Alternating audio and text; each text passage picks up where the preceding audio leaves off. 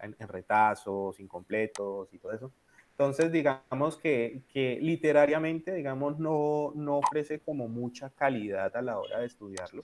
Entonces, y pues hay otros precedentes en la literatura bíblica que de pronto tienen un peso mucho mayor. Entonces, digamos que yo lo había dejado de mis estudios de lado. Obviamente, cuando uno lee un libro de manuscritos de la Biblia, por ejemplo, por acá les tengo unos texticos, cuando uno estudia eso, pues igual pasa por el tema del Apocalipsis, pero digamos que no es de los que más profundizara. Entonces, por eso cuando ustedes todos propusieron los temas que querían escuchar y proponían el tema del Apocalipsis, pues se convirtió de alguna manera como en un pequeño reto para mí que agradezco a Dios y a ustedes como mis compañeros. La verdad me pusieron a estudiar, me pusieron a repasar un poco de algunos textos bien interesantes que ya había leído, pero entonces tuve el privilegio pues de encontrar unas cositas bien interesantes que vamos a compartir entonces ahora. De pronto los que ya han trabajado conmigo saben que no me gusta decirles nada desde lo que yo pienso, de lo que yo creo. Digamos que lo que diga aquí no es estrictamente lo que yo creo que sea así como tal, porque son cosas que me parece que son muy personales. La creencia es muy personal y es bastante respetable. Y me gusta de pronto trabajar de una manera un poquito más técnica, ¿no? Entonces, lo que vamos a trabajar hoy es desde un autor muy interesante que se llama Mircea Eliade. Es quizá uno de los principales exponentes de religiones comparadas, de los estudiosos en religiones comparadas del siglo XX, quizá el padre de las religiones comparadas. Tiene una literatura muy voluminosa al respecto de todas las religiones del mundo, tocando obviamente la judeocristiana. Y en su mucha literatura tiene un libro que se llama Historia de las creencias y las ideas religiosas, de Gautama Buda al triunfo del cristianismo. Es el segundo tomo de una colección de 4 tomos. Aquí es donde tomamos entonces, decidí abordar el tema desde este autor, que en su capítulo 25 lo titula Las pruebas del judaísmo, del apocalipsis a la exaltación de la Torá. Básicamente es toda la historia, ese capítulo es toda la historia de la apocalíptica judía. ¿Y por qué, digamos, si empezamos con el tema del apocalipsis, entonces vamos ahorita al tema de la apocalíptica judía? Porque resulta que de pronto algo que muchas personas no saben es que el apocalipsis es uno de tantos. Quedó digamos, solo tenemos un apocalipsis en el canon bíblico, que son 66 libros, 73 en el caso de los católicos con sus deuterocanónicos, pero solo tenemos un Apocalipsis en la Biblia, que es el último libro de la Biblia cristiana, ¿cierto? Pero el Apocalipsis como tal, antes de que entrara el canon de la Biblia, era solo uno de tantos apocalipsis. De hecho, se cuentan alrededor de casi 100 apocalipsis de entre los textos pues, apocalípticos cristianos de los primeros siglos de la era común. Solamente que, digamos, no eran tan confiables para la iglesia, no resultaron como tan precisos, tan exactos, y entonces no entraron, no quedaron dentro del canon. Por eso solo quedó el Apocalipsis de Juan. Pero había un Apocalipsis de Pedro, había un Apocalipsis de Felipe, de Santiago, casi que había Apocalipsis de Abraham, de Adán, cualquier cantidad de Apocalipsis. Estamos hablando de casi 100 Apocalipsis. Entonces, ¿esto qué nos dice? Que cuando hablamos del Apocalipsis no estamos hablando solamente de un libro, sino de todo género literario dentro de la literatura bíblica, que en sí misma la Biblia es una biblioteca. Entonces, por eso la necesidad de abordar el Apocalipsis no solo como un solo libro, sino como todo un género literario. De ahí entonces la importancia de abordar el tema de la apocalíptica judía. Yo sé que de pronto el interés siempre cuando se toca el tema del apocalipsis es la idea de, bueno, ¿y cómo interpreto eso? Entonces, Andrés me va a enseñar a interpretar el apocalipsis. Pues de alguna forma sí les voy a dar unos tips bastante interesantes hoy para que podamos todos a interpretar el apocalipsis, pero sin tocar el apocalipsis. ¿Y eso cómo se va a hacer? Pues van a ver cómo lo hacemos. Entonces, vamos a estudiar la apocalíptica judía y su desarrollo, su origen y su desarrollo en este momento. Para poder entrar en materia, primero vamos a ponerles, les voy a compartir una imagen. Creo que esto es lo que estamos practicando ahorita. Espero que salga todo bien. Listo. Ahí pueden ver la imagen. compañeros? Bueno, de pronto les voy haciendo preguntas. Les advierto, si alguno tiene de pronto alguna pregunta en el momento, me dice, no hay ningún inconveniente. De pronto, si estoy hablando muy enredado, algún término que no entiendan, inmediatamente me preguntan, no se sientan pues inhibidos para hacerlo. Ahí ven el cursor. ¿Cómo? Sí, con la manito o allí estamos en confianza. Esto no es calificable, esto no lo voy a rajar, no estamos compartiendo. Recuerden que el objetivo de este proyecto que estamos iniciando es divulgación teológica, es compartir conocimiento entre nosotros mismos. Habrá otras ocasiones en las que algunos de ustedes nos compartirán al resto. Entonces, la idea es compartir, no son ni discípulos, ni estudiantes, ni nada para mí. Aquí todos somos compañeros y pues estamos compartiendo material entre nosotros. ¿Pueden ver entonces el cursor ahí? Sí. Bueno, listo. Entonces, siempre que se va a estudiar cualquier texto bíblico, cuando se estudia historia de Israel, historia bíblica y todo eso, hay un inconveniente y es obviamente, ahorita lo mencionaba John Alejandro por acá en los mensajes, el tema del contexto, ¿listo? Cuando se va a hacer interpretación bíblica se habla de romper unas barreras que son la barrera histórica, cultural, geográfica y lingüística. Son básicamente 4 barreras importantísimas a romper, pues, abordar para poder decir que se puede interpretar la Biblia. En ese orden de ideas, cuando uno empieza a hablar obviamente de los textos, de historia, el pueblo y todo eso, tenemos que recordar que la historia, Israel no es una isla separada del mundo y ajena al mundo, o sea, ha estado en medio del mundo y en contacto con el mundo durante toda su existencia. Asimismo, entonces, los imperios que han estado al margen de Israel, que han transcurrido durante el tiempo en el que Israel ha sido una nación en nuestro mundo, en nuestra historia, han influido grandemente, obviamente, en la historia de Israel. Entonces, de aquí la importancia de conocer un poco la geografía y la historia, así grosso modo, de lo que es el contexto sociopolítico de la nación de Israel, en donde se dio pues, el texto bíblico. Entonces, vamos a hacer un pequeño recorderis. De pronto, cada vez que se habla de esto, se habla de pronto en la literatura de la media luna fértil o el creciente fértil. No sé si de pronto lo habrán escuchado. Ese término hace referencia a esta región con forma de media luna, aquí que las estoy delimitando. ¿La pueden ver? Sí. Ok, entonces hace referencia a este territorio con forma de media luna y que tiene una vital importancia para la historia de la humanidad. ¿Por qué? Porque resulta que básicamente aquí empezó todo, específicamente acá en Mesopotamia, ¿listo? La primera civilización de la que se tiene conocimiento es la civilización sumeria, por allá en el año 4000, como siglo quinto, el quinto o cuarto milenio antes de Cristo. Entonces, los sumerios fueron los primeros que desarrollaron la escritura, por allá en el año 3200, 3300 antes de Cristo. O sea, recordemos que no existe una historia sino hasta el momento en el que se descubre o se inventa la escritura. Entonces, antes, todo lo demás anterior a eso es prehistoria. A partir del momento del desarrollo de la escritura es historia. Entonces, los sumerios son los que inventan la escritura y con ellos empieza entonces la historia del hombre. Aquí en Mesopotamia, en donde está el cursor en este momento, entonces se dan grandes inventos importantísimos para el desarrollo de la civilización humana, no solo la escritura, sino también el invento de la rueda, el ladrillo cocido, el calendario, los calendarios, bueno, muchos otros inventos, el vidrio, por acá más que todo, por acá en Fenicia y todo eso, se da lo del vidrio y todo eso. Entonces, muchos inventos pues que dieron forma a la civilización humana. Después de los sumerios surgió un pueblo de origen semita que se convirtió en el primer imperio del mundo, que fueron los acadios.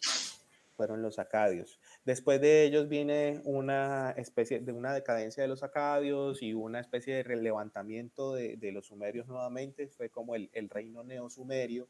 Y después de los neosumerios viene una dinastía importante que es la de los amorreos. Aquí va a aparecer entonces por primera vez una ciudad importantísima, que es la ciudad de Babilonia en Mesopotamia. Yo creo que todos la han escuchado entonces.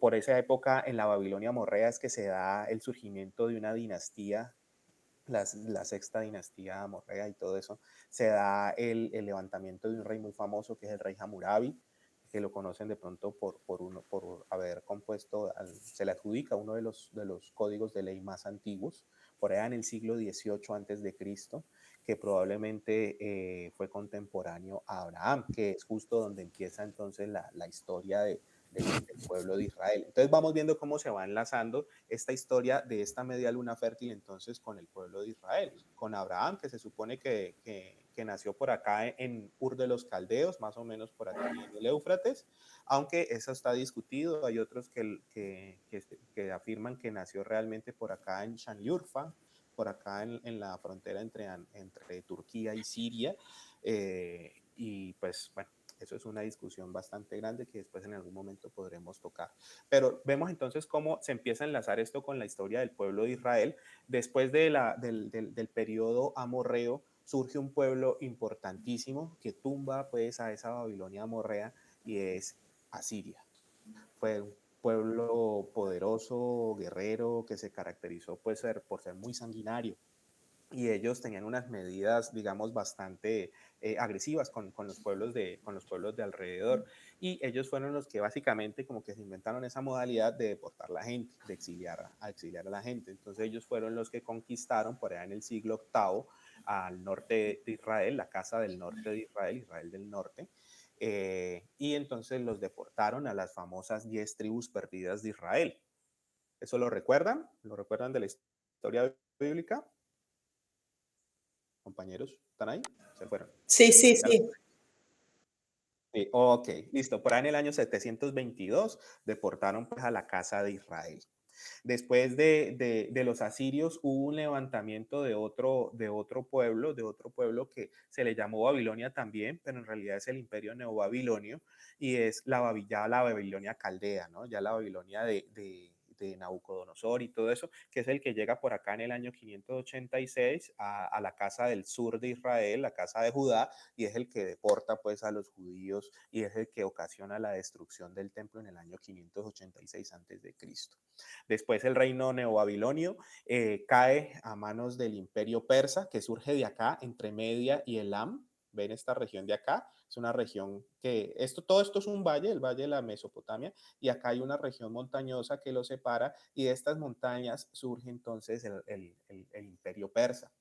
Ellos vienen y se vienen por todo esto, conquistando toda la media luna fértil. Les decía que este terreno es importante porque es un terreno fértil, como su mismo nombre lo dice, y está en medio de grandes desiertos, como el desierto sirio, toda esta península arábiga, y también o de montañas que son de difícil cultivo, de difícil manejo. Entonces, esta media luna fértil siempre fue motivo de disputa de los imperios porque el que tenía poder quería controlar esta región y era pues obviamente una ruta comercial importantísima, por lo cual también Israel siempre se vio como en ese camino de ese tropel que venían de las peleas, siempre los reinos de acá trataban de entrar en conflicto con Egipto, los de acá venían también, acá estaban los hititas en Anatolia y trataban de venir y peleaban por acá con los egipcios, pero entonces no venían hasta Egipto ni los egipcios llegaban a Anatolia, sino que se encontraban aquí a mitad de camino y armaban el zafarrancho.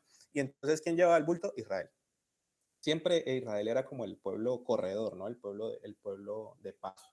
Entonces, después de los persas que duraron un tiempo controlando pues toda esta región, se vinieron de por acá, más acá de la península balcánica, los griegos con Alejandro Magno en el siglo IV antes de Cristo, y él los gobernó, los sometió a todos ellos y él conquistó toda esta media luna fértil también, y ahí ya pues viene el periodo helenístico y todo eso. Después de los griegos vienen los romanos de más allá de la bota itálica, se vinieron hasta acá y lo mismo, siempre venían a controlar esta región. Entonces, por eso, siempre que vamos a hablar de temas bíblicos y todo eso, siempre nos vamos a mover en este territorio y en esas épocas y nos vamos a estar en contacto como con esos imperios. ¿Listo? Esto es como un pequeño recorderis histórico como para ponernos pues en materia. ¿Les queda claro o alguna duda al respecto? No, todo está bien, clarito. Ok, listo. Bueno, eso era como para ponernos allí en materia de eso. Y vamos a empezar ahora sí propiamente nuestro tema. A compartirla ahí. ¿No me deja? Espérate, cancelar. era la ventanita. Dice aquí, una pestaña, una ventana. Aquí, listo. Entonces, y acá.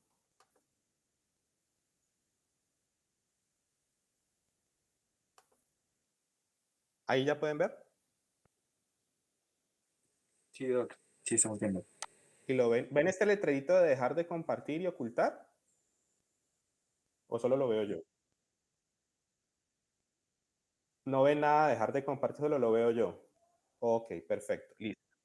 Entonces, como les decía, este tema lo vamos a ver basado en el libro Historia de las Creencias y las Ideas Religiosas 2 de Mircea Eliade.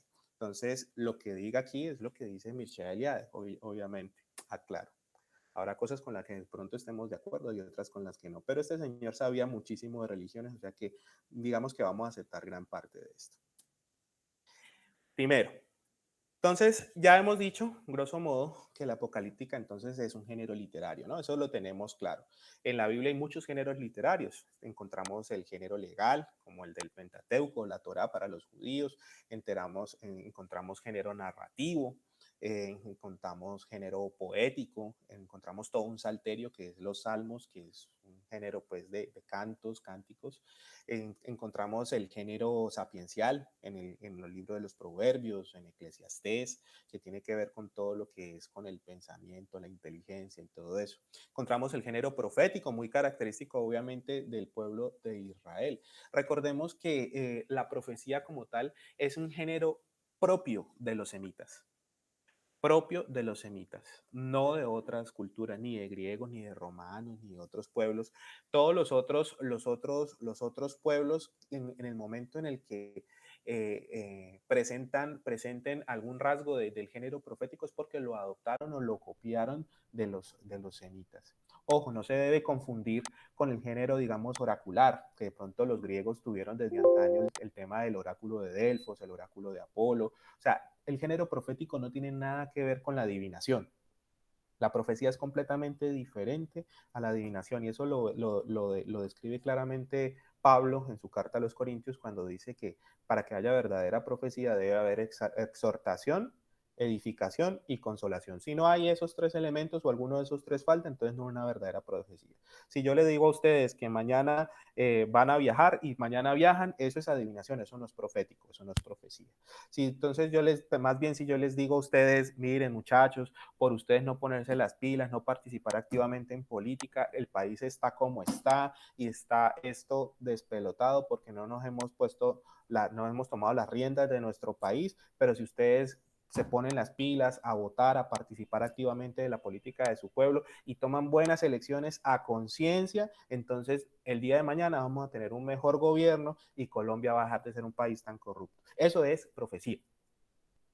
Eso no es adivinación, eso es profecía, que viene con una exhortación que primero es como una especie de regaño, como llamado de atención, la edificación, que es como el consejo que uno les dice que cómo es que se deben hacer las cosas, y la consolación es que la promesa de un mejor mañana, de un mejor futuro. De eso consiste el género profético, y que es diferente al género oracular o adivinatorio de otras culturas. Entonces tenemos que la apocalíptica es un género más de los géneros literarios múltiples que aparecen en la Biblia, pero bebe de muchos de estos, o sea, bebe también del género profético, bebe también de la prosa del resto de la Biblia, bebe del género sapiencial, va a tomar muchos elementos de allí, listo, pero básicamente se caracteriza por dos cosas, y es por una revelación y una escatología. O sea que podríamos decir que la apocalíptica es una revelación escatológica. ¿Eso queda claro?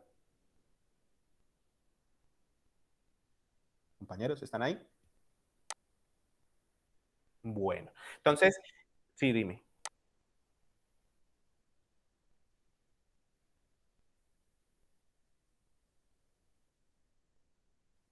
Bueno, te agradezco mucho. Lo que pasa es que yo aquí solo veo la pantalla y ese es como el problema. Entonces, pero les digo que si caso tal, pues me dicen Andrés, tal cosa. Listo, te agradecería muchísimo. Exacto, te agradezco muchísimo. Bueno, entonces, ¿una revelación en qué sentido? Pues una revelación en que es algo que está oculto para los demás. Apocalipsis significa en griego revelar revelar algo que está oculto. Entonces, la revelación es precisamente eso, algo que no sabíamos y nos es revelado, nos es mostrado algo que estaba oculto. Y una revelación escatológica, ahí es donde viene el otro punto. Bueno, ¿y qué es eso de la escatología? El otro día el compañero John Alejandro nos decía que le llamaba la atención que había visto unos comediantes hablando como jocosamente de la escatología, ¿no? ¿Se acuerdan? Bueno, entonces eso se da porque la RAE, la Real Academia de la Lengua Española, tiene dos acepciones diferentes para la misma palabra, que es escatología.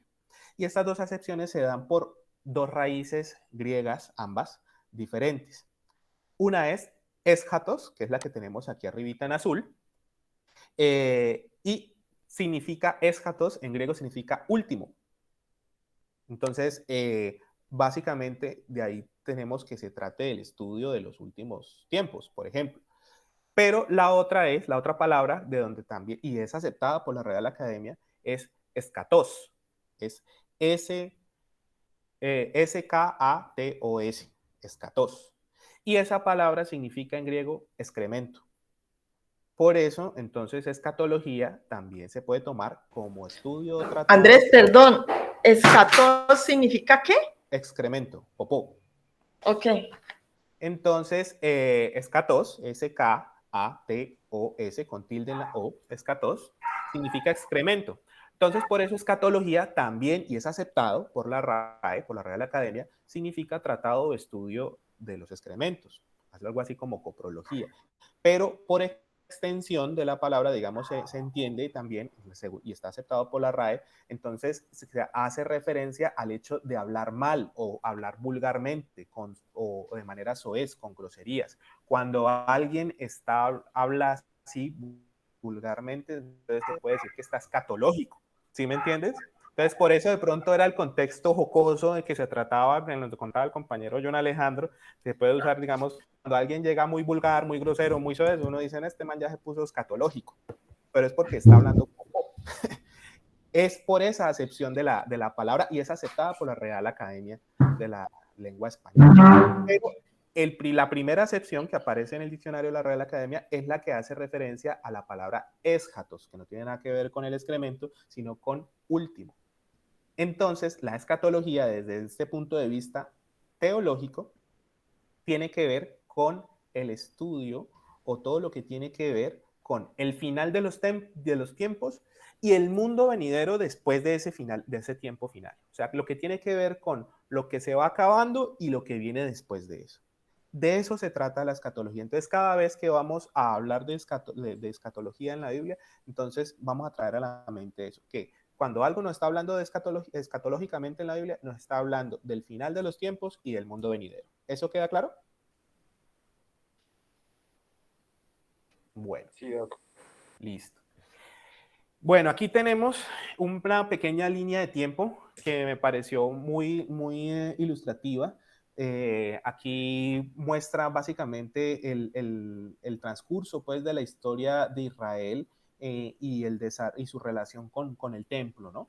Recordemos que primero hubo, por orden de Dios, un tabernáculo móvil que lo encontramos acá en el polo izquierdo, abajo, muy modesto. Después, con la llegada del rey Salomón, se construyó el primer templo, lo vemos en la esquina superior izquierda, es el primer templo. Después, que lo destruyó Nabucodonosor, Babilonia lo destruyó en el 586 a.C., al regreso de los judíos bajo el imperio persa, se construyó el segundo templo bajo las órdenes de Zorobabel. Ahorita veremos un poco sobre él. Sí, ¿no se ve la diapositiva? ¿Cómo así? ¿No se ve la? ¿Cómo así? ¿No han visto ninguna diapositiva? ¿Solo ven la de Apocalíptica Judía? Sí, porque es que tú la tienes que ubicarte en cada cuadrito, en cada, ¿cómo se dice? En cada cosa de esas, pues. Eso, así. Y ustedes me dejan aquí hablar, vea, me dejan ponerme escatológico y no me dicen. Vea, Andrés, dime. dice F11. A ver si se ¿Cómo? te... Ponele F11. F11. ¿F11? Pero con F11 empieza a pasar, a pasar, a pasar y de pronto él no alcanza, cuando no ha terminado el tema No, de algo, ya va en otra aquí me da otra cosa. plantilla. F11 me alumbra y me desalumbra. Yo creo que es otra cosa. No, yo creo que lo vamos manejando así entonces. De pronto ya sabes. Digamos, aquí ven Sí, ya apocalíptica, ¿cierto? sí, Y aquí la ven grandota, ¿o no? sí. No, Ahí mismo. bájese usted. Ubíquese usted con el cursor en la otra Así. plantilla, eso. Ah, ok. No, entonces con razón los profesores no ponen la presentación. Yo es que lo estaba poniendo en presentación. Entonces ya entiendo por qué los profes siempre lo usan desde la plantilla. Ya, qué pena. Igual cacharreándole. Listo, entonces, sí, claro, que Ve, terminando Andrés, y con... F12. Si ¿Qué? dice F12, No, F11 me da es para quitarle luz a la pantalla. pero 12. Es para sumarle luz a la pantalla. Ah, no, entonces no me acuerdo cuál. Después más bien ustedes me explican bien eso porque vamos cacharreándole. Listo, entonces bueno, retomando aquí básicamente, la primera diapositiva era esta que mostraba cómo la apocalíptica es un género literario que consiste en revelación y escatología. Eso queda No, es claro, que no ¿cierto? tengo quien vaya a recogerlo y a mí me tienen que enviar un dinero, entonces con eso yo suplanto lo que me van a mandar y entonces con eso no me mandan a mí, sino que pagan ellos allá.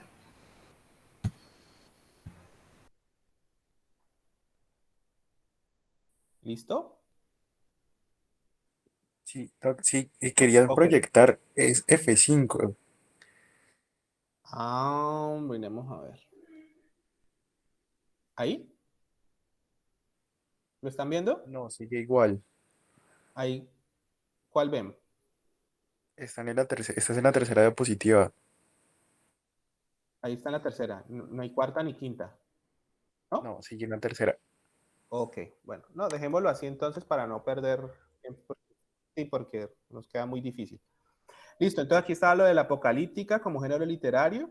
Aquí tenemos lo de la escatología, que viene de la palabra eschatos y que significa básicamente el estudio o el tratado del final de los tiempos y del mundo venidero. ¿Aquí ya lo vieron? Ok, perfecto. Aquí está la tablita que les decía, de pronto así no se ve tan grande y tan bonita. Básicamente lo que hace es recordar la historia del pueblo de Israel desde el siglo XIII, a partir del siglo XIII antes de Cristo, hasta el primer siglo después de Cristo. Aquí le ponen la imagen, presunta imagen de Cristo, que es discutible. Entonces, aquí va como lo que poniéndole como un cuadro del desarrollo religioso del pueblo de Israel. Recuerden que el pueblo de Israel tuvo una historia religiosa y como tal esa historia dependió mucho de su centro religioso, que fue básicamente el templo o el tabernáculo de reunión en sus inicios. Entonces, hay como tal, entonces, se puede hablar de un judaísmo, pero es diferente, hay que tener en cuenta que es diferente el judaísmo de Moisés al judaísmo del primer templo, también diferente al judaísmo del segundo templo y es diferente al judaísmo post-templo. ¿Sí me entienden? Entonces, eso va a ir de la mano de muchos otros cambios en las prácticas y en los rituales, pues obviamente de los judíos. Entonces, esto empieza todo aquí. Ven cómo están señalando, este es el tabernáculo, o así era el tabernáculo de reunión. Era un punto de reunión con Dios, o sea, donde Dios el Espíritu de Dios descendía allí bajo esa tienda en el arca del pacto y todo eso. Lo interesante es que era un punto móvil, ¿no?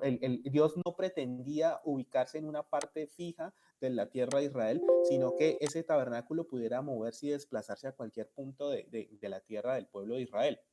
Recordemos que no fue idea de Dios el asentarse en una sola ciudad. Eso fue idea del hombre, fue idea de David, de Salomón, que decidieron, mejor dicho, encerrar a Dios en Jerusalén. Pero la idea primordial nunca fue encerrarse en una sola ciudad. De todas maneras, hacia el año 968 a.C., el Salomón construyó el primer templo, que es este que vemos aquí a la izquierda grandote. Después lo destruyó Nabucodonosor, como les decía, lo reconstruyó Zorobabel por allá en el 515 a.C. Y ese templo se vio sujeto a una reconstrucción a manos de Herodes. El rey Herodes, que fue una de las obras, se puede decir que más magníficas de la historia de la humanidad. No sé si sabían que el monte del templo, el monte Moriah, pues obviamente dice su nombre, era un monte, no era una meseta, tenía una punta. Y entonces el lugar donde estaba emplazado originalmente el templo, entonces no era muy grande, era muy pequeño porque era lo que le permitía la punta. Pero entonces Herodes, por aumentar la magnificencia, cogió y construyó mejor dicho, la montaña la volvió una meseta, a punta de construcciones muy al estilo romano, con arcos y todo eso. Entonces la volvió, aumentó el plan de arriba de la montaña, y obviamente eso le permitió ampliar el templo, y quedó así muy bonito, como más o menos se vería esta imagen de este extremo arriba a la derecha. Por acá abajito tenemos un modelo del templo de Elefantina, que es un templo judío que se construyó por allá en una isla del río Nilo, en Egipto, que se llamaba Elefantina. Después, en otra ocasión, podemos hablar de ese tema. Es muy interesante porque allí es donde se da una forma de la religión judía en donde Dios tuvo una consorte, o sea, una esposa. Pero eso es para otro tema. Aquí entonces vemos entonces el periodo del primer templo bajito y el periodo del segundo templo, y en medio de eso entonces vienen los babilonios, vienen los persas, el dominio griego y el gobierno de los macabeos, que ya más o menos vamos a irlo tratando ahorita, ¿ok? Esto es como para ubicarnos más que todo esto da lugar, en toda esta historia se da el desarrollo de la Biblia, de la historia bíblica, pero puntualmente el desarrollo de la apocalíptica judía se da entre el siglo VI antes de Cristo y el primer siglo después de Cristo, más o menos un periodo de desarrollo de unos siete siglos. ¿Hasta ahí va todo bien? ¿Alguna pregunta? Vean, una pregunta. Sí, dime. ¿Cómo así que hubieron varias épocas donde el judaísmo fue diferente? O sea, ellos seguían obviamente pues por la Torá, ¿cierto? Pero Exacto. entonces, ¿qué cambiaba? ¿Era ya como algo percepción humana en cuanto a las Sí. leyes o qué? Sí, había cambios a nivel legal, a nivel ritual, y había cambios, digamos, a nivel de la visión de las cosas.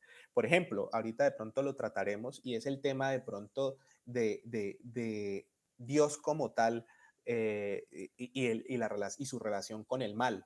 Entonces, antes del segundo templo, o sea, antes del exilio babilonio, para los judíos, Dios prodigaba tanto el bien como el mal. Todo venía de Dios, tanto lo bueno como lo malo. Después del exilio, cuando los judíos entran en contacto con los persas, que tienen una visión dualista del mundo, en donde para los persas había un dios bueno, que era Ahura Mazda, y un dios malo, que era Ahriman, y esos dos eran opuestos. Entonces se da como esa diferenciación también en el pueblo judío, en el judaísmo. Entonces ya el mal no se le adjudica a Dios, sino que se le adjudica a alguien más. Inicialmente se le empezó a adjudicar al pecado del hombre, después ese mal se fue personificando poco a poco, y se convirtió en un adversario, que es lo que conocemos como el Satán, pero inicialmente era adversario del hombre, no era de Dios. Y más adelante, ya en tiempos de Jesús y todo eso, ya viene a tomarse a Satán como un adversario propiamente de Dios. Pero esos son desarrollos que se van dando en la religión judía. Entonces, eso es uno de tantos cambios, ¿sí me entiendes? Entonces, cómo veían a la divinidad, cómo veían el pecado, cómo lo manejaban, el sistema de sacrificios fue cambiando, bueno, muchas otras cosas. Entonces, no es, lo que quiero que les quede claro es que de pronto esa imagen de que digamos, por ejemplo, que los judíos de hoy en día tienen la religión que practicaba Moisés, nada más lejos de la verdad, porque esa religión vio una evolución, ¿sí me entienden? Toda esa religión, la religión judía ha visto una evolución bastante marcada. Entonces, algo así como cuando el profe habla del tema de que la revelación de Dios ha sido progresiva. Entonces, cómo se mostraba Dios para los judíos del primer templo era diferente a cómo se mostraba, digamos, para los judíos del segundo templo. O más bien, cambiemos la perspectiva. Como veía el pueblo a Dios era diferente en un tiempo al otro tiempo. ¿Quedó claro? Sí, Andrés, gracias. Ok, listo. Entonces, ya sabemos entonces que la apocalíptica judía es un género literario, aquí lo veíamos, que consiste en una revelación escatológica y que esa escatología de la que habla la apocalíptica, de la que trata la apocalíptica judía, hace referencia al final de los tiempos y el mundo después de ese final de los tiempos. Entonces, tenemos que esto no significa que no hubiera, digamos, elementos apocalípticos por ejemplo, en el Génesis, o en el Éxodo, o en el Números, o en el Deuteronomio, en los primeros, de pronto, libros de la Biblia, o en los tiempos más arcaicos de la religión judía, de pronto en tiempos de Abraham o en tiempos de Moisés. Eso no significa eso. Siempre van a poder encontrar en libros más antiguos, van a encontrar de pronto elementos apocalípticos o van a poder encontrar elementos escatológicos. Pero no se puede hablar de una escatología propiamente dicha, sino hasta la aparición de Deutero Isaías. Ya vamos a hablar un poco más de eso. Entonces, ¿cuándo aparece entonces la escatología propiamente dicha? Con Deutero Isaías.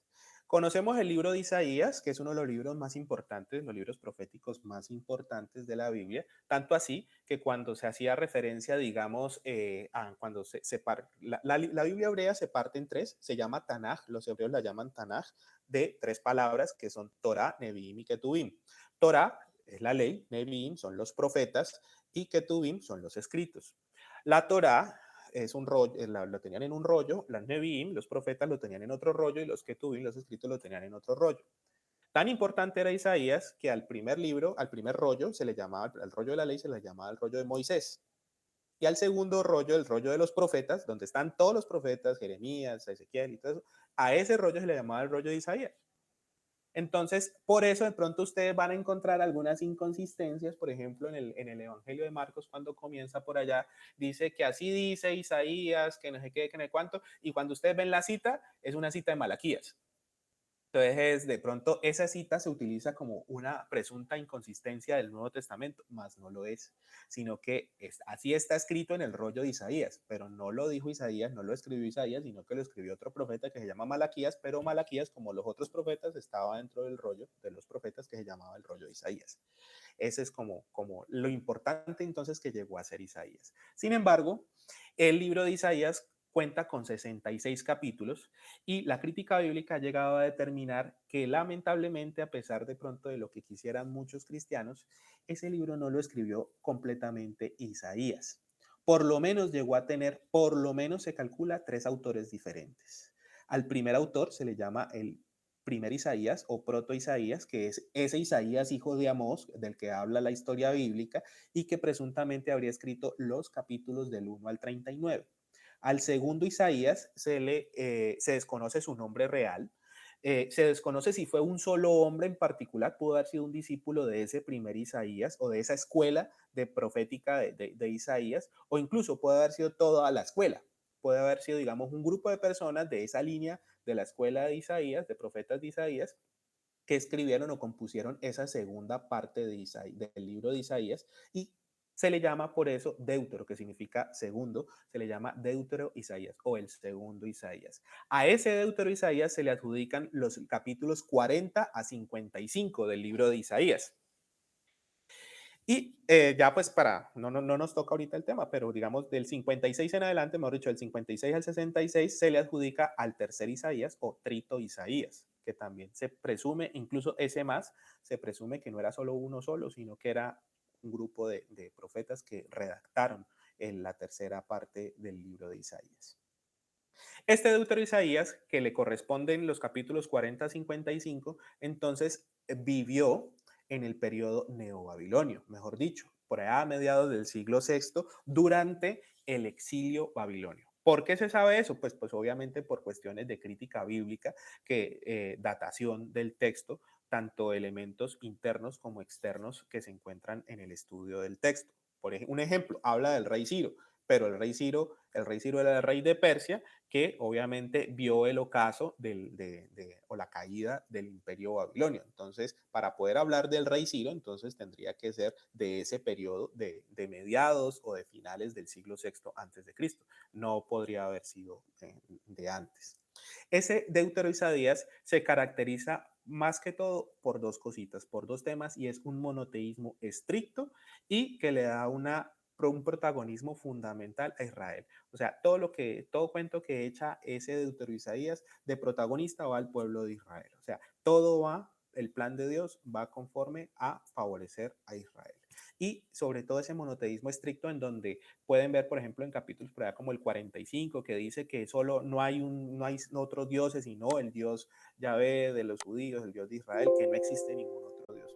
Recordemos que antes de eso, Dios, para la visión, lo que preguntaba, por ejemplo, ahorita María Alejandra, de la forma de ver el mundo de los judíos, antes de eso, los judíos no consideraban, digamos, no consideraban que Dios fuera el único Dios y que no existieran otros dioses. Consideraban que existían otros dioses, pero el único Dios que les servía a ellos o al que ellos servían era Yahvé, el Dios del pueblo de Israel, el Dios de los judíos. Eso significa que antes de eso los judíos no eran propiamente monoteístas, aunque nos han enseñado así. Abraham no fue propiamente monoteísta, fue monólatra. Hay una diferencia entre creer que solo existe un Dios y que todos los demás no son dioses o no son dioses verdaderos, y creer que existen varios dioses, pero yo solo le sirvo a uno. Existen varios dioses, pero yo solo le sigo a uno, se llama monolatría. O sea, elegir un solo Dios de tantos que hay para seguir y adorar. Creer que no existe sino un solo Dios y que todos los demás son vanos o falsos es monoteísmo. Entonces, el pueblo de Israel también vio un desarrollo en su teología de esta manera. Entonces, en Deutero Isaías se ve ya marcadamente este monoteísmo. ¿Listo? Por tanto, es el primer profeta que desarrolla una escatología propiamente dicha. ¿Por qué? Y aquí vamos a hablar claramente y vamos a entrar en materia con el tema de la apocalíptica. Es el primer profeta en donde habla claramente que la cosa va mal, que los tiempos se van a poner peores y que eso va a determinar el final de los tiempos. Y que cuando esos tiempos terminen, cuando ese mal tiempo se empeore y termine, después de eso va a haber un mundo mejor, va a venir un nuevo reino, un mundo venidero. Eso es la escatología propiamente dicha. Antes de eso, de pronto podrían haber hablado de que la cosa se pusiera mal o que de pronto pudiera mejorar en algún momento, pero ese conjunto de elementos en donde tiene todo un orden, así como tal, que la cosa va mal, se va a poner peor, pero se va a terminar y va a mejorar después. Esa escatología propiamente dicha aparece con Deutero Isaías a partir de este momento.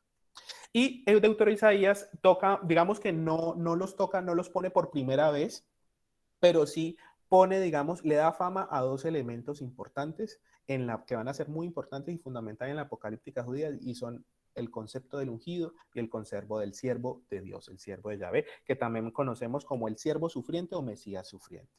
Entonces, el ungido, ya se hablaba antes del ungido.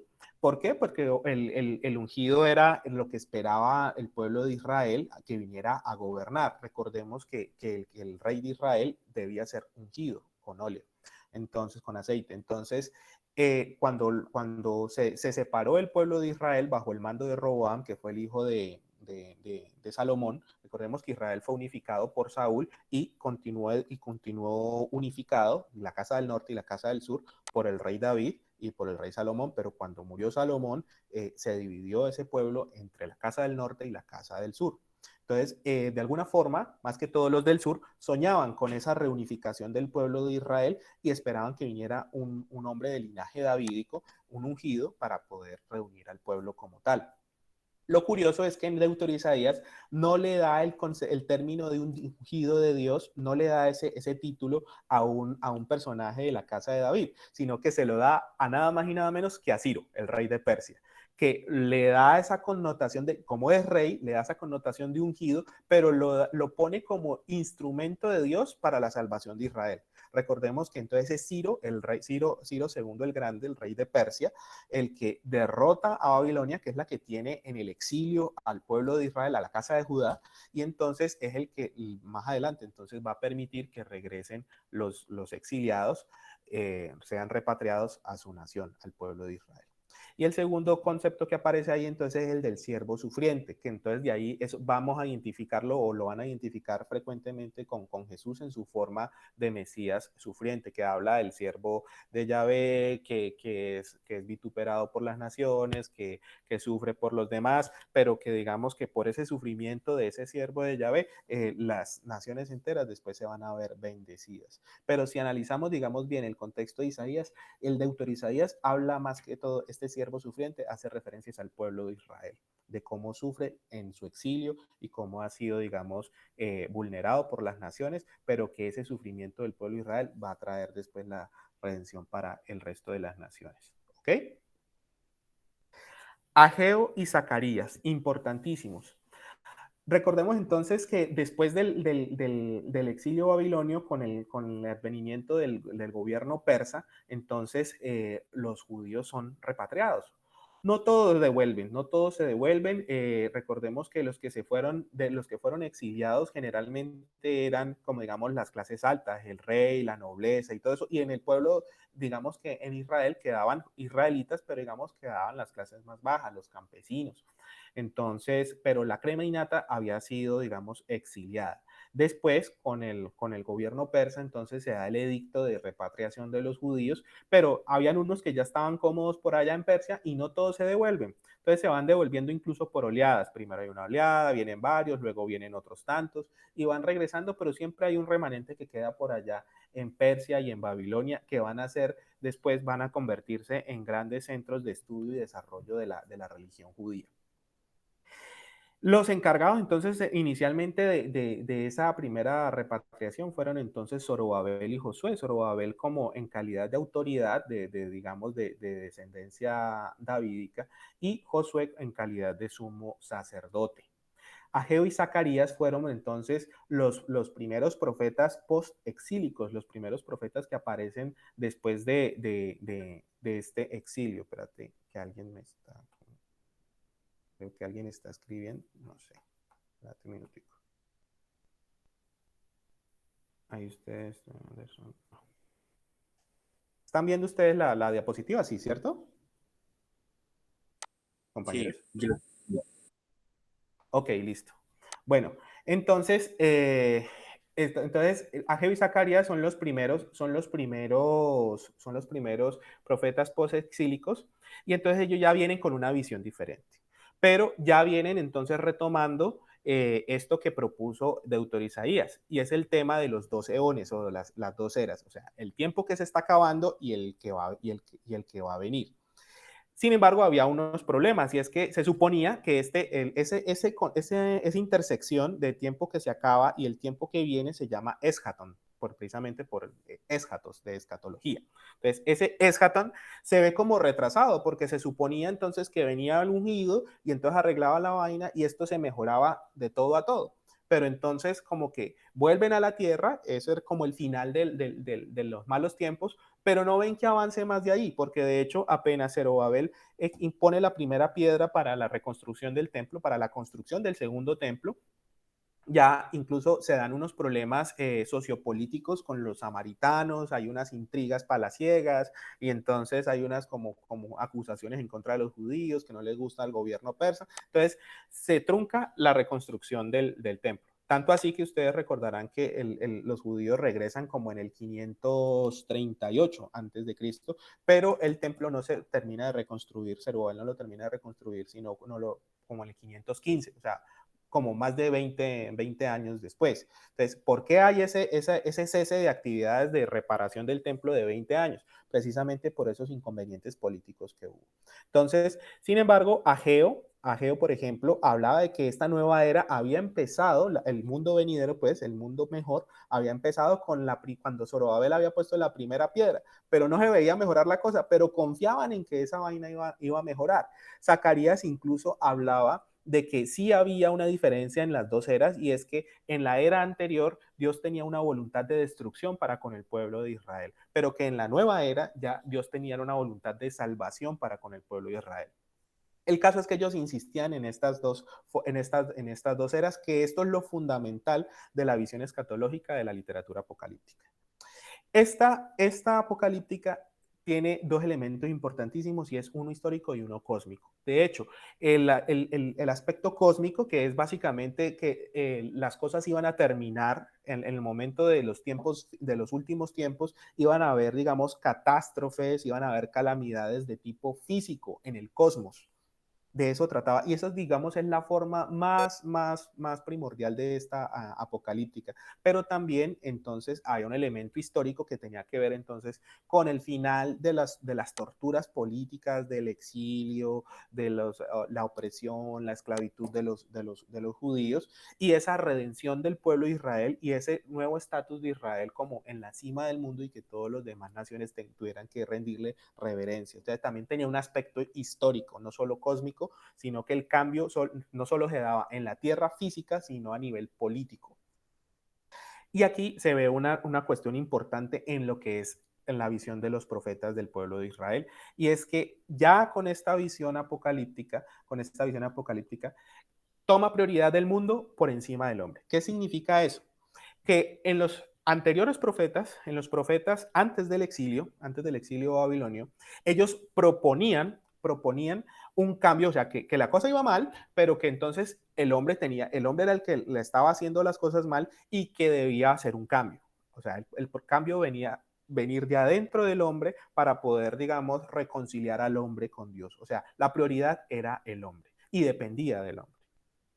Pero en los profetas después del exilio, la fórmula de hombre-mundo se invierte. Entonces ya la prioridad viene siendo el mundo, y entonces el mundo tenía que cambiar porque venía muy mal la cosa y el mundo tenía que mejorar de alguna manera. Y entonces aquí es donde interviene, según la visión de estos profetas, interviene Dios, la omnipotencia de Dios. O sea que sin importar si el hombre quisiera o no quisiera, Dios iba a intervenir para darle fin a este mundo malvado, a este mundo terrible, así como estaba, y iba a reconstruir, a recrear nuevamente el mundo de una mejor manera. Y que, digamos, como por coletazo, entonces iba esto a generar un cambio también a nivel interior o espiritual en el hombre, pero no era el objetivo ni la prioridad. O sea, Dios iba a hacer lo que tuviera que hacer sin contar con él, si el hombre estaba listo o no para eso. Ese es como el cambio de visión entre los profetas antes del exilio y los profetas después del exilio.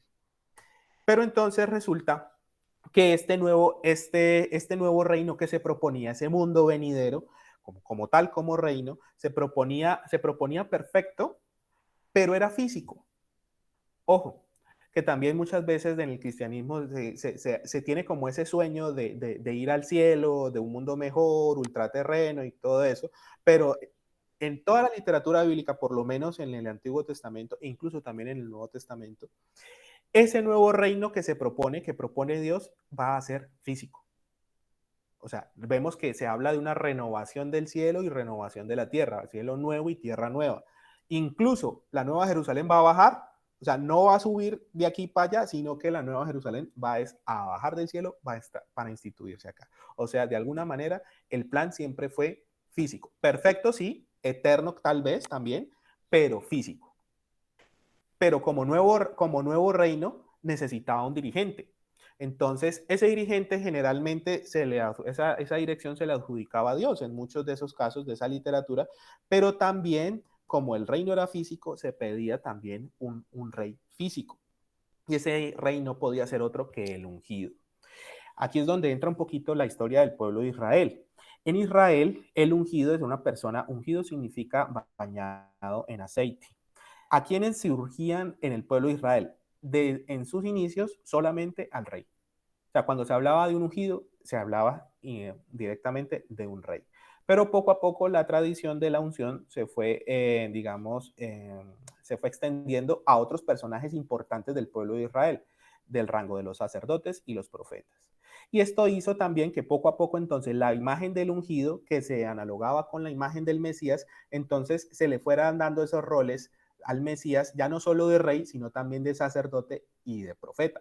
Por eso a Jesús se le adjudican como ese rol de que debe ser como un rey del linaje de David, sacerdote según el orden de Melquisedec y profeta como Moisés.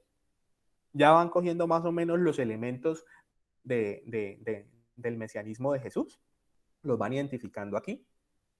Pregunta.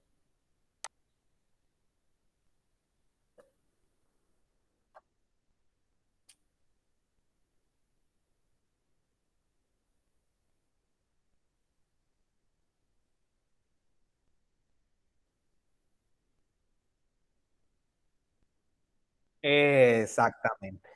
Esa es una de la principal razón por la que los judíos no aceptan a Jesús, porque falló en esta expectativa. O sea, la expectativa realidad fue una cosa completamente diferente. Entonces, eso nos lleva al siguiente punto. Ese ungido que se va a identificar posteriormente como el Mesías, entonces tenía que ser muy poderoso, porque si iba a ser rey al nivel, rey como David, sacerdote como Melquisedec y profeta como Moisés, pues ese tipo era, mejor dicho, lo más de lo más. Pero con todo y poderoso, el Mesías que esperaban los judíos era un humano. Los judíos no esperaban a un Dios encarnado, los judíos esperaban un Mesías humano. Un caudillo militar quizás, alguien que los liberara, que los llevara pues a la victoria en sus guerras, pero un humano al final de cuentas. Ahí ven la siguiente diapositiva. Okay. Andrés, dígame.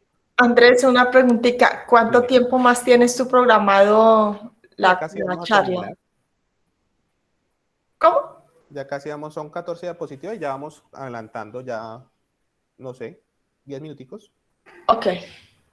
Listo. Entonces, este retraso del escatón, ¿cuál es el retraso del escatón? El escatón es ese mundo, ese fin de los tiempos, que va a mejorar todo, ¿sí o no? Entonces, como nada que llegaba, el fin de los tiempos, nada que llegaba el Mesías y nada que se arreglaba esta vaina, entonces eso llevó a una pregunta fundamental a los judíos y era, ¿quién está fallando, Dios o Israel?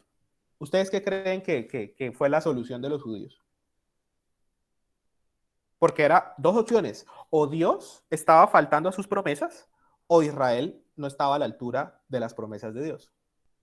Entonces, ¿cuál fue que creen que fue el resultado del razonamiento de los judíos? ¿Nadie?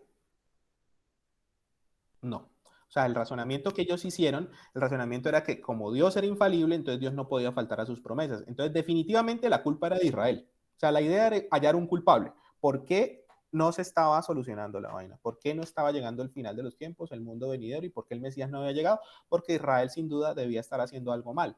Entonces, esto generó un cambio digamos, en la perspectiva de la religión de los judíos. Entonces, perdió prioridad la exaltación de Dios. Antes de esto, la exaltación de Dios era primordial. Y se volvió prioridad la santificación de Israel. O sea, si el problema era que Israel no estaba a la altura para recibir las promesas de Dios, entonces Israel tenía que mejorar eso y se tenía que santificar. En este momento adquiere una gran importancia entonces la pureza ritual. Estamos hablando entonces ya después de que vienen del exilio los judíos, estamos hablando entonces del siglo quinto y cuarto antes de Cristo. Fueron 2 siglos que estuvieron, digamos, relativamente en paz bajo la tutela de los persas, porque los persas, digamos, a los judíos los dejaron ser, los dejaron practicar la religión que quisieran y todo. Bueno, les dieron independencia o libertad en ese sentido a los judíos. En este tiempo entonces adquiere gran importancia, es donde adquiere gran relevancia el sistema expiatorio. El sistema expiatorio es todo lo que tiene que ver con los sacrificios de animalitos en el templo, en donde los judíos entonces empezaron a pensar que todo lo arreglaban con sacrificios. Ellos podían pecar todo lo que quisieran, entonces iban y lo arreglaban entonces con los animalitos sacrificados en el templo. Esto le dio un gran poder entonces a una clase especial entre los judíos, que era la clase sacerdotal, porque de ellos dependía prácticamente todo. Si tú te salvabas o no te salvabas, mejor dicho, si te santificabas o no te santificabas, dependía entonces del sistema sacerdotal. Y en esta época entonces es donde brillan sobremanera Esdras y Nehemías, que le dieron un gran desarrollo entonces al tema legalista en el pueblo de Israel, porque como ya nada que llegaba al Mesías, el tema mesiánico digamos que perdió notoriedad en el pueblo de Israel y se volvió entonces prioridad el tema legalista. El legalismo en Israel tenía obviamente desde la reforma de Josías en el 621 a.C., desde hace tiempo ya tenía sus partidarios, pero en este tiempo, en estos 2 siglos, entre el siglo V y IV antes de Cristo, es cuando empieza como a tomar más forma y más fuerza ese partido legalista, y de aquí es donde viene, Esdras conforma la gran asamblea, y de ahí va a venir todo lo que es el sistema de la sugoda, de los pares o de rabinos y todo eso, y de aquí van a surgir todo lo que es los fariseos. Esdras va a ser el papá de los doctores, de los escribas, de los doctores de la ley. Y entonces aquí va en este tiempo darse un gran desarrollo de todo lo que es la Torá escrita y la Torá oral, que hoy en día conocemos como el Pentateuco y el Talmud. Después de esto, entonces, el reino de los persas tenía que terminar en algún momento y terminó en el siglo IV antes de Cristo con la llegada de Alejandro Magno. La llegada de los griegos dio inicio a una nueva etapa en la historia del pueblo de Israel y es lo que se conoce ya después como el periodo helenístico. Durante este periodo, entonces, hay un elemento importante, entonces, en la literatura bíblica, que es el desarrollo de la literatura sapiencial, y entonces la sabiduría de Dios, la sabiduría de Dios, toma un papel bastante importante. Y lo más fundamental, y una idea casi que fundamental y revolucionaria en la literatura judía de esta época, es que se llega a personificar la sabiduría. Se llega a personificar. O sea, ya la sabiduría ya no solamente era un atributo de Dios, sino que era un ente creado por Dios. Esa sabiduría en hebreo se llamaba Jochma y la podemos identificar entonces ya plenamente desarrollada como concepto en el libro de Proverbios en los primeros 9 capítulos, que tuvo más o menos su desarrollo a mediados del siglo III antes de Cristo. Como les decía, esta Jochma, esta sabiduría personificada como un ser creado por Dios, se le adjudicaba haber nacido directamente de la boca de Dios. Por eso se le identificaba también con el Dabar. El Dabar es la palabra de Dios, Dabar en hebreo, y que se traduce el griego como logos, en griego logos, y que en castellano se llegó a traducir como verbo. Aquí es donde entonces empezamos a encontrar un elemento fundamental también en la visión mesiánica de Jesús, y es que a Jesús se le identifica también como el verbo de Dios. Entonces, en ese orden de ideas, Jesús vendría a representar la sabiduría misma de Dios. Y en esta época, ese entonces que se volvió tan famosa la sabiduría personal. Perdón, Andrés, ¿cómo así? Él me quiere repetir porque siempre me he preguntado por qué dicen que Dios es el verbo. Jesús. En el principio era el verbo y el verbo era con Dios y el verbo era Dios. Y Jesús es el verbo porque son tres, el Padre, el Verbo y el Espíritu Santo. Entonces, de aquí sale, es en este momento lo que les estoy narrando, les estoy contando, en donde empieza a consolidarse esta idea, esta concepción de la... Pero me quiere repetir lo último que dijo, que no le escuché bien. Sí, por eso, que es ese Dabar, esa palabra de Dios que se personifica aquí como la sabiduría de Dios, entonces empieza a tomar ese rol de persona, se empieza a entender como un ente, como una persona. Ese Dabar en hebreo se tradujo al griego como logos y al castellano nosotros lo entendemos o lo traducimos como verbo. Entonces aquí se empieza a entender también, digamos, esa sabiduría como el Mesías de Dios mismo, como una encarnación de la sabiduría de Dios. El Mesías vendría siendo una encarnación de la sabiduría de Dios. Y tan famosa se llegó a ser que se le dio en esta época, a partir de este siglo IV antes de Cristo, se le dio una gran autoridad en la teología judía, al punto de que se le equiparó con la ley, la Torá. O sea, la sabiduría personificada de Dios llegaba a ser lo mismo que la ley de Dios, porque era la palabra de Dios. Y entonces ahí donde ustedes entienden cómo, por ejemplo, a Jesús también se le entiende como la ley viviente, la Torá viviente. ¿Esto les queda claro? Sí. Ok. Bueno, resulta que yo les había dicho que con los persas había sido, digamos, un tiempo medio idílico. Estaban bajo el gobierno de otro imperio, los judíos, pero los persas dejaban a los judíos ser, no les importaba que fueran judíos ni que hicieran cosas de judíos. Y cuando llegó Alejandro Magno, también Alejandro Magno era muy permisivo en ese sentido, y cuando él murió, esa parte de Canaán le correspondió a uno de sus generales llamado Ptolomeo, la dinastía de los Ptolomeos, que se asentó más que todo en Egipto, pero gobernaba esa parte. Ellos no tuvieron ningún problema con los judíos en cuanto a su cultura. Pero hubo un momento en que otro de los generales de Alejandro, que era Seleuco, entró en conflicto con Ptolomeo. Bueno, hubo una serie de batallas y todo eso. El caso es que Seleuco llegó a que terminó quedándose con el gobierno de esa parte del imperio, mejor dicho, con la tierra de Israel. Quedó en manos de los seleucidas. Aquí es donde empieza Cristo a padecer, porque los seleucidas sí fueron bastante intolerantes con la religión de los judíos. Ellos sí empezaron a perseguir a los judíos de manera sistemática y atacarlos por la parte cultural. Les prohibieron casarse, les prohibían celebrar el Shabbat, les prohibían circuncidarse, les prohibían estudiar la Torá. Los empezaron a tratar de que dejaran de ser judíos en cuanto a religión y cultura. Los obligaban casi que a helenizarse, a volverse griegos. Y entonces esto obviamente suscitó el levantamiento de cierto grupo de judíos que eran muy férreos en el cumplimiento de su fe, de su religión, y eran los macabeos. Los macabeos, entonces aquí es donde se levantan los macabeos, pelean, se unen con los hasidim, que los hasidim eran un grupo que en ese momento estaba recogiendo todo eso que habíamos visto, el desarrollo de pronto de la literatura apocalíptica, esa corriente que esperaba que las cosas mejoraran, pero que en algún momento se le dio una preponderación a la ley y que entonces también se dio como la personificación de la sabiduría. Los hasidim significa piadosos, eran un grupo de religiosos judíos que tenían ideas apocalípticas, que eran bastante legalistas, se apegaban bastante al cumplimiento de la ley y creían pues en esa sabiduría de Dios. Entonces todo esto terminaba pues en los hasídicos, y los hasídicos, aunque por naturaleza no eran muy guerreros, se tuvieron que unir con los macabeos, que eran más guerrerosos, más belicosos, para poder obviamente defenderse de los seleucidas, porque si no, ya no iban a poder seguir practicando su religión.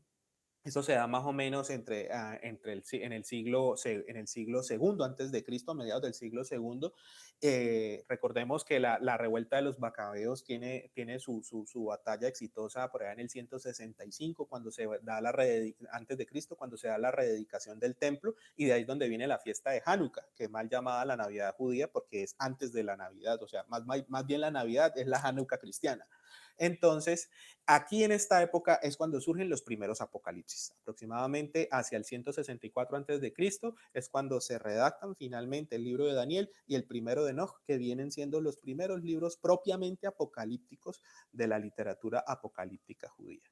Los primeros apocalipsis, entonces, como vemos, sabemos que Daniel se supone que vivió en mucho tiempo atrás, pero su libro se escribió siglos después. ¿Esto qué significa? Esto hace parte de un recurso literario que se llama vaticinia ex eventu, o sea, que se vaticina por fuera del evento, o sea, de posterior al evento.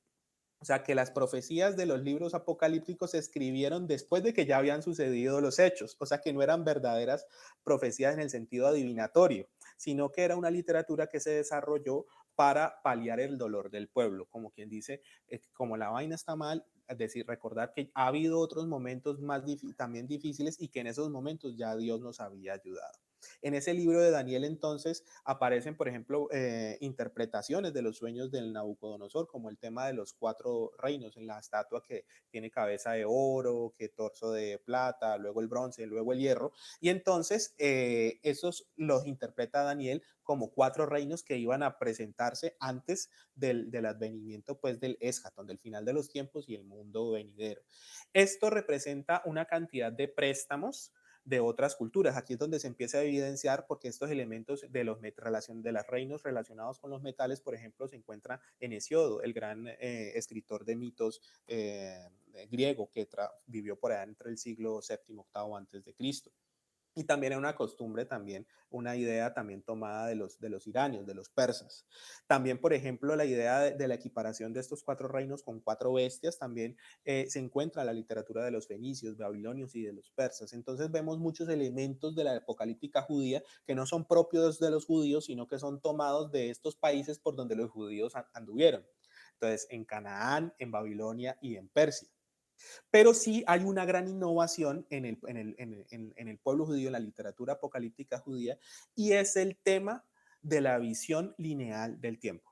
En Oriente, recordemos, siempre había una visión cíclica del tiempo, una especie de eterno retorno, o sea, muy tomado obviamente del cultivo, de los vegetales y todo eso. Ellos veían, todo lo veían como un ciclo, el sol pasaba por sus casas, la luna empezaba en una fase y volvió otra vez a esa fase. Ellos veían siempre el tiempo como si el tiempo siempre se repitiera por ciclos. Los judíos son los que empiezan a aportar esta visión lineal del tiempo, en donde dicen, venimos de un tiempo X, vamos por un tiempo Y va a haber un tiempo Z, que en resumidas cuentas estamos en un mal mundo que se va a poner peor, pero eso va a terminar y después va a haber un mundo venidero en donde Israel va a mandar la parada. Israel va a ser el centro de las naciones y el Dios de Israel va a ser el Dios de todas las naciones.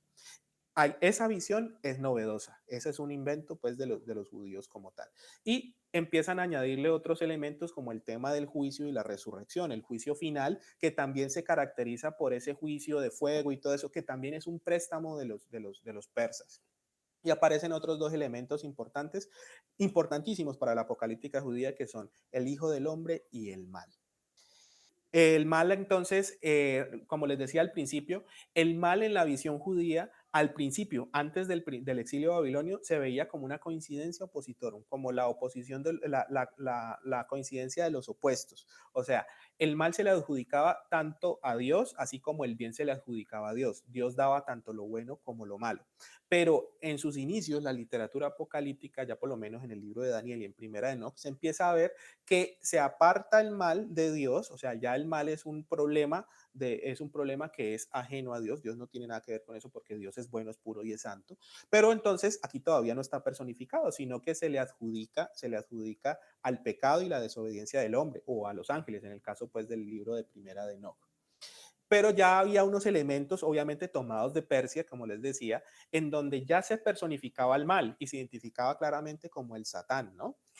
Pero este Satán no era adversario de Dios, sino que era adversario del hombre, como les había mencionado, y eso lo podemos encontrar en el libro de Job y en el libro de Zacarías.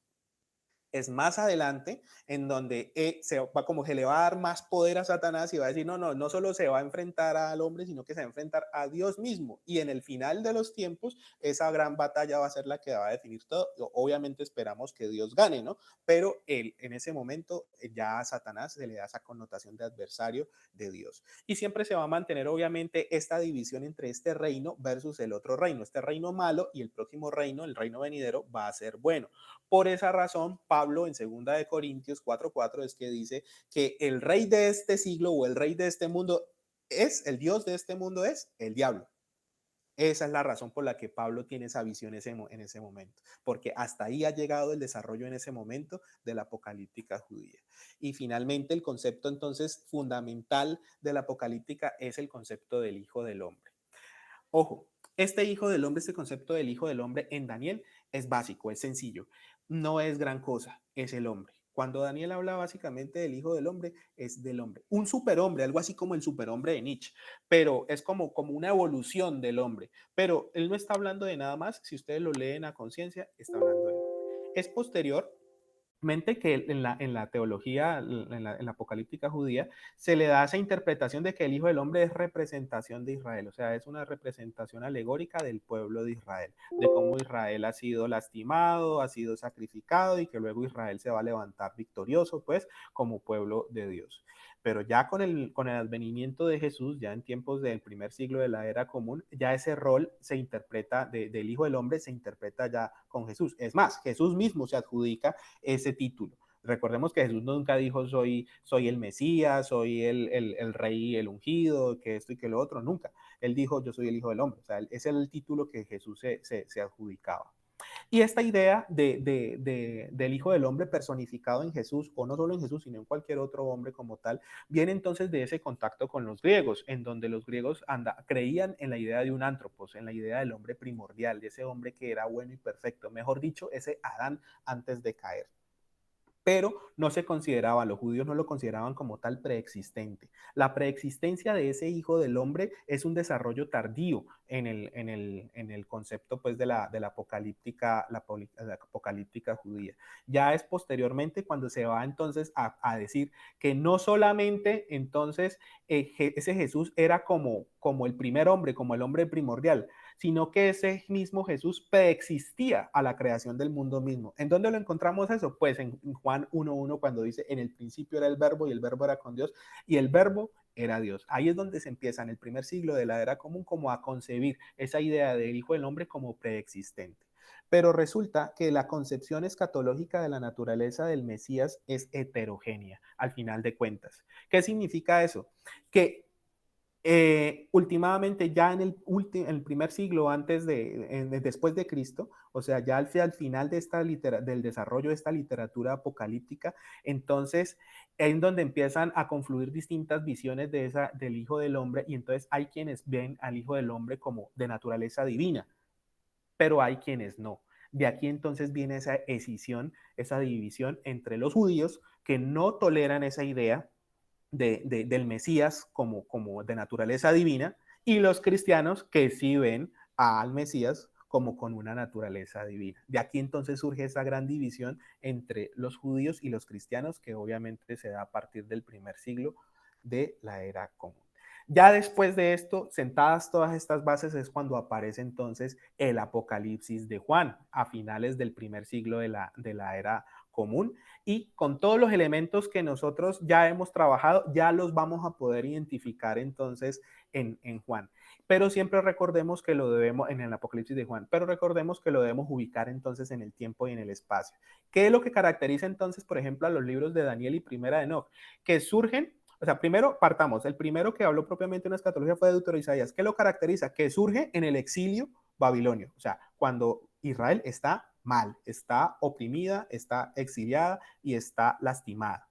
Luego tiene un buen periodo el pueblo de Israel, pero no vuelve a brotar nuevamente a la literatura apocalíptica, sino hasta la época de los Seleucidas, en donde vuelven a oprimir al pueblo de Israel y le quieren prohibir practicar su religión. Entonces aquí surge esa apocalíptica judía por primera vez propiamente, en la forma de los libros de Daniel y el libro de Primera de Enoch. Y después había habido otro periodo, pues obviamente como como que en stand-by de la apocalíptica judía hasta finales del primer siglo de la era común. ¿Qué es lo que pasa a finales del primer siglo de la era común? Que estalla la rebelión pues de los judíos contra los romanos, ese conflicto entre romanos y judíos que desemboca en la destrucción del templo de Jerusalén, del segundo templo en el año 70 después de Cristo, y que entonces inicia una nueva persecución hacia los judíos por parte de los romanos. Aquí es donde entonces caen en la mala los cristianos. Recordemos que el Apocalipsis de Juan es una elaboración ya cristiana propiamente dicha, pero entonces están en su peor momento. ¿Por qué? Porque entonces no son amigos de los judíos, porque los judíos no están de acuerdo con que ellos vean a Jesús como Dios y todo esto, y entonces los judíos los ven como diferentes y los rechazan. Pero los romanos también los rechazan y los persiguen y los atacan porque los ven como judíos. Entonces, están tan mal en ese momento bajo el gobierno de Domiciano, el emperador romano y todo eso, que entonces es en ese momento de opresión de la iglesia cristiana, del pueblo cristiano, cuando surge nuevamente, brota nuevamente este género apocalíptico y entonces da a luz los libros que conocemos como los apocalipsis cristianos y el fundamental o más importante de ellos, el Apocalipsis de Juan. Es todo esto la forma en que llega entonces a construirse el género apocalíptico de los judíos. Ya con eso damos por terminado. Este es un pequeño fragmento, el fragmento más antiguo que se tiene hasta la fecha, del que se tiene conocimiento del libro de Apocalipsis. Es el papiro 115. Y este fragmento es donde hace mención al número de la bestia, que de pronto, ¿ven el cursor? Ok, ahí está en griego el número de la bestia y lo curioso es que ahí no dice 666, sino 616. Eso es como un pequeño dato curioso, que el fragmento más antiguo del libro de Apocalipsis no dice que el número de la bestia sea el 666, sino 616. Ya en los manuscritos posteriores es que aparece el 666. La pregunta del millón es, ¿cuál es el verdadero número de la bestia? ¿666 o 616? Esa respuesta no se las puedo dar yo. Muchachos, Pero ¿y de dónde surge ese número, por lo menos? ¿Por qué inventaron ese número para la bestia? ¿Cómo? ¿Por qué se inventaron ese número para la bestia? En realidad hay muchas interpretaciones, de pronto como la más aceptada es que es como una forma de identificar. Recordemos entonces con esto que hablamos, todo eso son figuras. Recordemos, por ejemplo, la literatura apocalíptica ve en esas cuatro bestias, ve a cuatro reinos. Entonces, eso es lo que nos sirve de pronto para llegar entonces a interpretar el Apocalipsis de Juan, en donde esa bestia tiene que ser un reino, y muy probablemente era el reino que estaba oprimiendo al pueblo cristiano en ese momento, que era el pueblo romano. Y seguramente el número de la bestia sería representativo del emperador romano, que en ese momento, si no estoy mal, se le adjudica a Nerón. Entonces, esa es básicamente como la interpretación que se da a ese número. Recordemos que siempre se da en momentos, la literatura apocalíptica siempre se da en momentos de crisis, de persecución. Entonces, ese es el problema. La cuestión allí es que este manuscrito data por allí de mediados del siglo III, después de Cristo. Recordemos que no se cuenta con ningún manuscrito del Nuevo Testamento autógrafo u original. Todo lo que tenemos hasta la fecha es copias de copias de copias. Y lamentablemente el más antiguo que se tiene del Apocalipsis es este pedacito y dice que el número de la bestia es el 616. Esa es la cuestión. ¿Preguntas?